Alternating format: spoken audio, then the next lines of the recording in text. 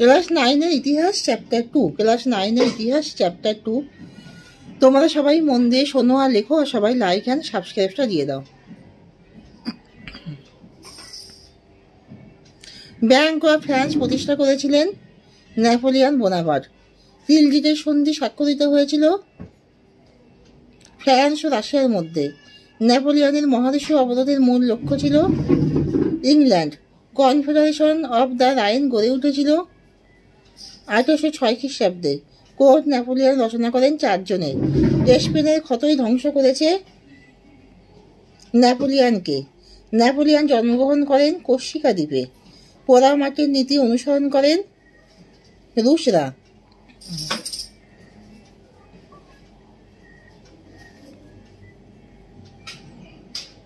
উপদ্বীপের যুদ্ধ শুরু হয়েছিল 1808 খ্রিস্টাব্দে।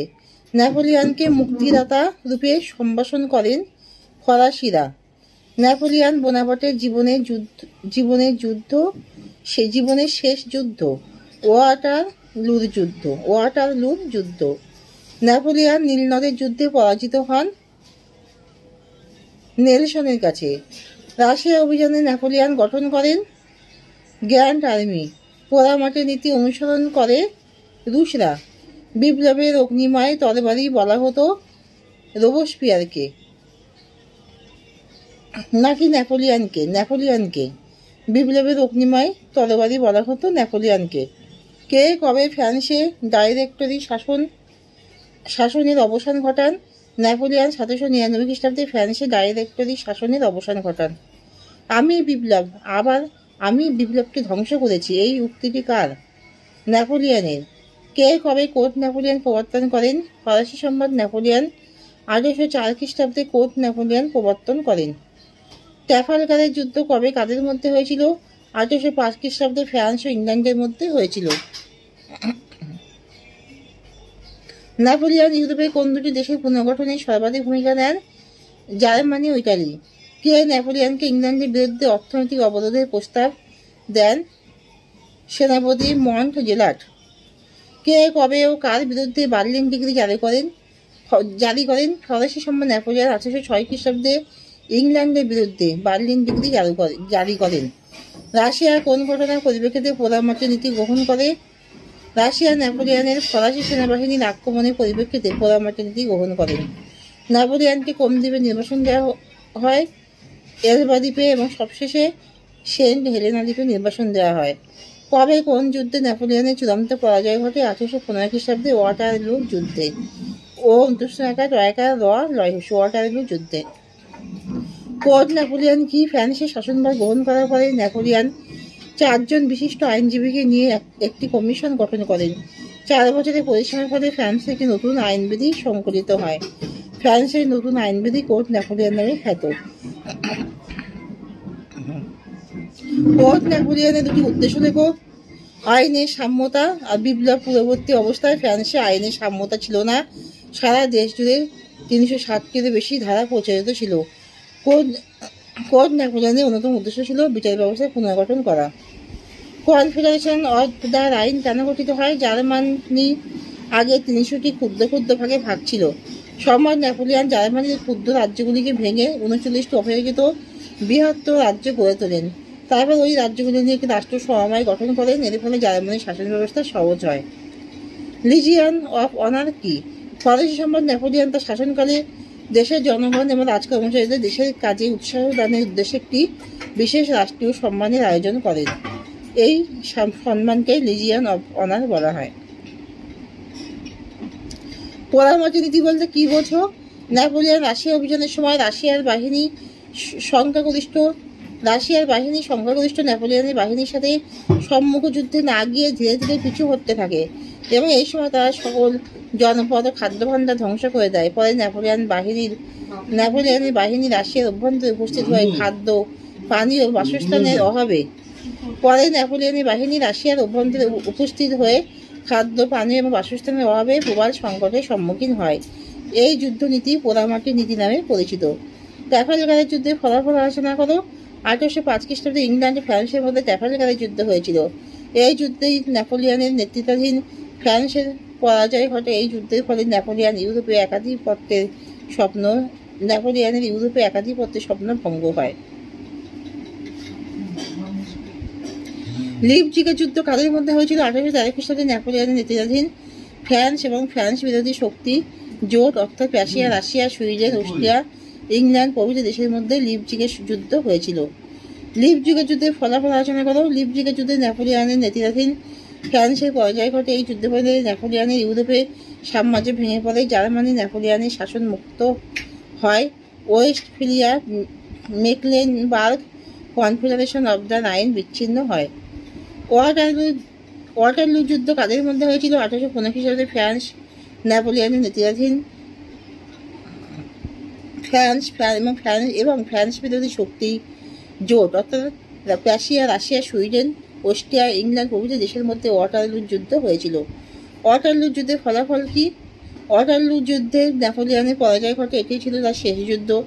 যুদ্ধের পরে বিজয়ী শক্তিবর্গ নেপোলিয়নকে সেন্ট হেলেনা দ্বীপে নির্বাসন দেন। নেপোলিয়নের সাম্রাজ্যের পতনের পরে ইউরোপে ফ্রান্সের প্রভাব হ্রাস পায়। কোড নেপোলিয়নের বৈশিষ্ট্য ত্রুটি। ফ্রান্সের সম্মান নেপোলিয়ন শ্রেষ্ঠতম কীর্তি কোড নেপোলিয়ন 1804 খ্রিস্টাব্দে কোড নেপোলিয়ন প্রণয়ন করেন। কোড প্রণয়নের বৈশিষ্ট্য। কোড নেপোলিয়নের বৈশিষ্ট্য। কোড নেপোলিয়নের মাধ্যমে সকল নাগরিকের জন্য সাম্য প্রতিষ্ঠা হয়। সামন্ততান্ত্রিক ব্যবস্থায় বিলোপ হয়। বিচার ব্যবস্থাকে নতুন করে সাজানো হয়। যোগ্যতার ভিত্তিতে চাকরিতে নিয়োগের ব্যবস্থা হয়। ব্যক্তি স্বাতন্ত্র্যের স্বীকৃতি দেওয়া হয়। ধর্মীয় সহনশীলতার নীতি গৃহীত হয়।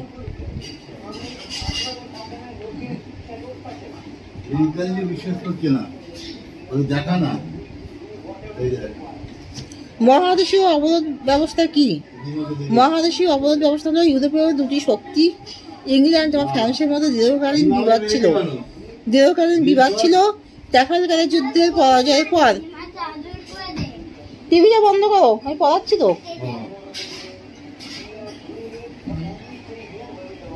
টিভিটা বন্ধ করে দাও। মহাদেশীয় অবরোধ ব্যবস্থা কি? মহাদেশীয় অবরোধ ব্যবস্থা ইউরোপের অন্যতম দুটি শক্তি ইংল্যান্ড এবং ফ্রান্সের মধ্যে দীর্ঘকালীন বিবাদ ছিল। ট্রাফালগারের যুদ্ধে পরাজয়ের পর ফ্রান্স সম্রাট নেপোলিয়নের ইংল্যান্ড দমনের স্বপ্ন ভঙ্গ হয়। তাই তিনি যুদ্ধে পরাজিত করতে না পেরে অর্থনৈতিকভাবে ইংল্যান্ডকে ক্ষতিগ্রস্ত করার প্রচেষ্টা করেন।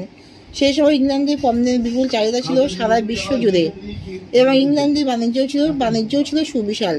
নেপোলিয়ন ইংল্যান্ডের বাণিজ্যকে ক্ষতিগ্রস্ত করতে 1806 খ্রিস্টাব্দে বার্লিন ডিক্রি নামক অর্থনৈতিক অবরোধের আইন জারি করেন। এই আইনের পরিপ্রেক্ষিতে ব্রিটিশরা অর্ডার্স ইন কাউন্সিলের মাধ্যমে ব্রিটিশ মিত্র দেশগুলিতে ফ্রান্সের জাহাজ প্রবেশ নিষিদ্ধ এবং প্রয়োজনে বাজেয়াপ্ত করার নির্দেশ দেন। নেপোলিয়নের ব্রিটিশ অর্থনৈতিক ব্যবস্থা পঙ্গু করার নীতিগুলিকে মহাদেশীয় ব্যবস্থা বা কন্টিনেন্টাল সিস্টেম বলা হয়। যদিও এই ভ্রান্ত নীতির ফলে ইউরোপের অর্থনীতিতে অকারণে সমস্যা দেখা দেয়।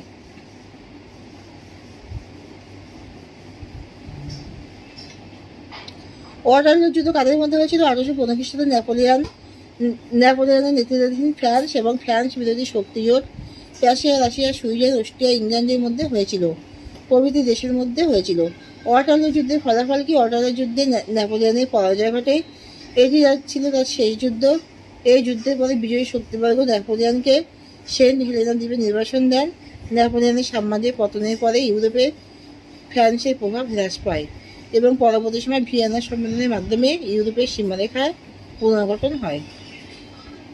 লিপজিগের যুদ্ধের ফলাফল কি? লিপজিগের যুদ্ধে নেপোলিয়নের নেতৃত্বাধীন ফ্রান্সের পরাজয় ঘটে। এই যুদ্ধের ফলে নেপোলিয়নের ইউরোপের সাম্রাজ্য ভেঙে পড়ে। জার্মানি নেপোলিয়নের শাসন মুক্ত হয়।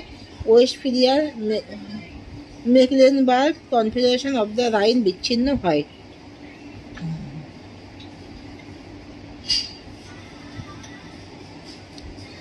নেপোলিয়নের রাশিয়া আক্রমণের কী কী কারণ ছিল? ফ্রান্স সম্মান নেপোলিয়নের রাশিয়ার যার প্রথম আলেকজান্ডারের মধ্যে 1807 খ্রিস্টাব্দে ত্রিশিলের সন্ধি স্বাক্ষরিত হয়।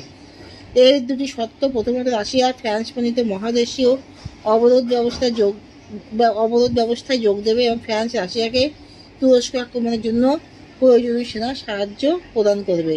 চুক্তির পরে রাশিয়ার মহাদেশীয় ব্যবস্থায় যোগ দিলেও ফ্রান্স তুরস্ক আক্রমণের বিষয়ে শীতলতা দেখায়। এর ফলে দুই দেশের মধ্যে শৈত্য বৃদ্ধি পায়। নানাবিধ বিষয়ে দুই দেশের মধ্যে কূটনৈতিক দূরত্ব বৃদ্ধি পেয়েছিল। এদের মধ্যে অন্যতম কিছু কারণ ছিল জার্মানি পুনর্গঠনের সময় প্রাশিয়া অধিকৃত পোল্যান্ডের অংশ নিয়ে নেপোলিয়ন গ্র্যান্ড ডাচি অফ ওয়ালস রাষ্ট্র তৈরি করেছিলেন। পোল্যান্ডের কিছু অংশ রাশিয়ার দখলে ছিল। নতুন রাষ্ট্র গ্র্যান্ড ডাচি অফ ওয়ালস যাতে কোনো সময় রাশিয়া অধিকৃত অংশের দাবি না জানায় সেই মর্মে যার নেপোলিয়নের সমর্থন চাইলে নেপোলিয়ন তা দিতে অস্বীকার করেন। নেপোলিয়ন অস্ট্রিয়ার রাজবংশের কন্যা মেরি লুইসাকে বিবাহ করলে ফ্রান্স আর অস্ট্রিয়া সম্পর্কে উন্নতি হয়। রাশিয়া যারা এতে আতঙ্কিত হন। রাশিয়া ফ্রান্স প্রণীত মহাদেশীয় অবরোধ ব্যবস্থায় যোগদান করেছিল, কিন্তু রাশিয়ার বাজারে ব্রিটিশ পণ্যের যথেষ্ট চাহিদা ছিল। এর ফলে রাশিয়ার বাজারে দ্রব্যমূল্য অসম্ভব বৃদ্ধি পায়। 1810 খ্রিস্টাব্দে রাশিয়া যার মহাদেশীয় অবরোধ ব্যবস্থা মানতে অস্বীকার করেন এবং চুক্তি ভেঙে দেন। এই সময় কূটনৈতিক দূরত্বের কারণে 1812 খ্রিস্টাব্দে নেপোলিয়ন বিশাল সৈন্যবাহিনী নিয়ে রাশিয়া আক্রমণ করেন। শতদিবসের রাজত্ব বলতে কি বোঝো? মৃত্যুর জোটের কাছে পরাজিত হয়ে নেপোলিয়ন ফন্টেনুই চুক্তি স্বাক্ষরে বাধ্য হন এবং তাকে এলবা নামক একটি দ্বীপে নির্বাসন করা হয়। এদিকে ফ্রান্সের পরিস্থিতি আবার অশান্ত হয়ে ওঠে। নেপোলিয়নের পরে ফ্রান্সের সিংহাসন দখল করেন অস্ট্রিয়ার লুই এবং তার সাথে সাথে ফ্রান্সের সামন্তভূমিতে আবার শক্তিশালী হয়ে ওঠে। ফ্রান্সের জনগণের পক্ষে এটা মেনে নেওয়া সম্ভব ছিল না। দ্বিতীয়ত ভিয়েনা সম্মেলনের প্রধান দেশগুলির মধ্যে মতবিরোধ দেখা দেয়। সুযোগ সন্ধানী নেপোলিয়ন এই জটিল পরিস্থিতির সুযোগ নেন। মাত্র 1050 সৈন্য নিয়ে নেপোলিয়ন এলবা দ্বীপ ত্যাগ করে ফ্রান্সে ফিরে আসেন। ফ্রান্সের জনগণ নেপোলিয়নের প্রত্যাবর্তনকে অভ্যর্থনা জানায় এবং নেপোলিয়ন পুনরায় নিজেকে ফ্রান্সের সম্রাট বলে ঘোষণা করেন। তার এই শাসনকাল মাত্র 100 দিন স্থায়ী হয়েছিল। ওয়াটারলুর যুদ্ধে পরাজিত হয়ে তাকে চিরকালের জন্য সেন্ট হেলেনা দ্বীপে নির্বাসিত হতে হয়। নেপোলিয়নের দ্বিতীয় শাসনকালকেই শতদিবসের রাজত্বকাল বলা হয়।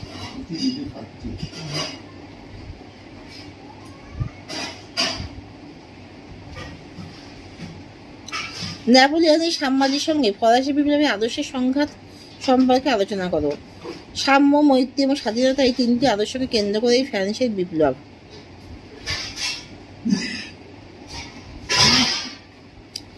বিপ্লবের সন্তান নেপোলিয়ন এই তিন আদর্শের মধ্যে সাম্য, মৈত্রীর আদর্শ মেনে চললেও তিনি স্বাধীনতা সহ আরও বৈপ্লবিক আদর্শ ধ্বংস করেছিলেন। স্বৈরাচারী শাসনতন্ত্রকে উচ্ছেদ করে জন্ম নিয়েছিল ফরাসি বিপ্লব। কিন্তু শাসক নেপোলিয়ন নিজেকে 1804 খ্রিস্টাব্দে সম্রাট বলে ঘোষণা করেন এবং নিজেই রাজতন্ত্রের পুনঃপ্রতিষ্ঠা করেন। শুধু তাই নয়, নেপোলিয়ন যে সকল রাষ্ট্র অধিকার করেছিলেন সেগুলিও রাষ্ট্রের শাসক হিসেবে নিজের পরিবারের ঘনিষ্ঠ ব্যক্তিদের স্থান দেন। সেইগুলিতেও তিনি রাষ্ট্রের শাসক হিসেবে নিজের পরিবারের ঘনিষ্ঠ ব্যক্তিদের স্থান দেন। নেপোলিয়ন তার সাম্রাজ্যকালে সাধারণ মানুষের বাক স্বাধীনতা ও সংবাদপত্রের স্বাধীনতা হরণ করেন এবং সাধারণ মানুষের উপর নানা কঠোর নিয়ম চাপিয়ে দেন। শুধু তাই নয়, তিনি প্রাদেশিক আইনসভাগুলির ক্ষমতাও হরণ করেন। নেপোলিয়ন দেশের পাঠ্যসূচিতে পরিবর্তন করেন। তার প্রবর্তিত শিক্ষানীতিতে সম্রাট রাষ্ট্র বিশেষ গুরুত্ব পায়। এর ফলে নাগরিকেরা সম্রাটের প্রতি একান্ত অনুগত হয়। তাহলে এখানে শেষ করছি। তোমরা সবাই লাইক অ্যান্ড সাবস্ক্রাইবটা দিয়ে দাও।